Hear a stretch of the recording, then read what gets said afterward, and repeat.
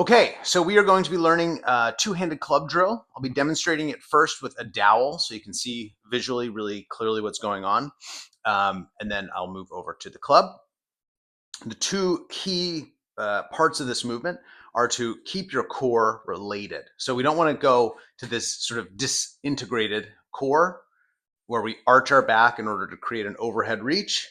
We're going to be going behind our head in this drill. We really want to make sure that's all coming from the shoulder joint and not from the low back. Okay, so the other really key article here is going to be the continuity of movement. If I swing low and I swing high and I swing low again, I can feel that they're all part of the same continuous movement.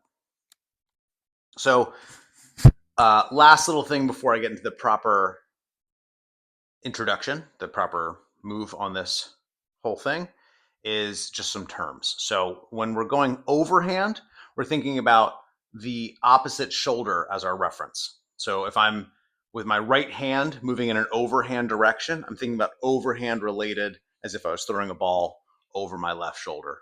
Just how we generally would throw a ball. So here, I'm going to think overhand behind my head and through. And that's our overhand direction. So right hand on top, left hand on bottom.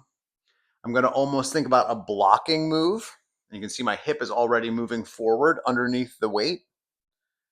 I'm going to come down as if I'm going to hit my back, but I'm going to turn. That's going to be my noon position here. We come up, and here we are at 3 or 6 o'clock. And I find myself home with my dowel pointing at noon here. So noon, 3, 6, 9, noon again. 1, 2, 3, 4. There's a lot of debate whether you should be going with the heel up or the toe up. I think for a good practice, it's okay to sort of shift your weight and let your heel up.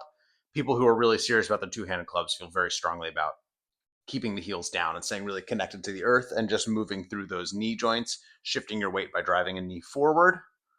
I don't really have much preference about how you want to do it. Do what feels right. Keep yourself safe. So 1, 2, 3, 4. That's my overhand thrower's mill. With the club, I'm now going to pick up my club with a good technique. Wah-ha! Right hand on top, blocking, rolling through, and home. So I have these two locations where I'm kind of defending myself, a moment of transition back into a moment of defense, and then I'm home again. So start with these quadrant clicks, click, click, click, click, click, and then you can start to be a little more fluid. We're going to start the fluidity by going click, fluid, click, and home. So noon, 3, 6, 9, home. Noon, 3, 6, 9, and home. And then maybe you can find it a little bit quicker.